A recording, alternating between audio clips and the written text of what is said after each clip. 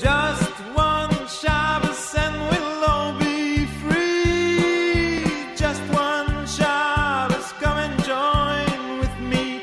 Let's sing. Welcome to Erev Shabbos Kodesh, Parshas Toldot, and the Parsha ponderable for this week.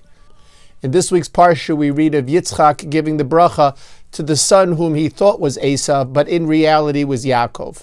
The Torah tells us that actually Yaakov was going out one door, Esav was coming in another door, and Esav tries to get yet another bracha from his father. This issue of perhaps mistaken identity allows us to explore the following Parsha ponderable.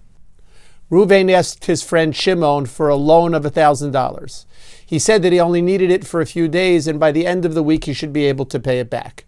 The end of the week came, and Shimon asked for his money back. Reuven said, "I have the cash right here in my apartment to pay you back." Shimon said, "Good, I'm coming over to pick up the cash. But since it's a little bit hard for me to go up the steps, I'm going to send someone up to get the money on my behalf."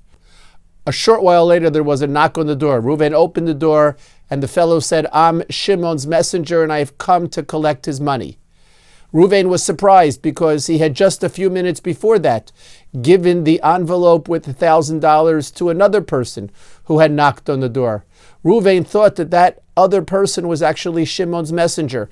In fact, when Reuven answered the door, he said, "Are you the shaliach?" And the fellow at the door responded and said, "Yes."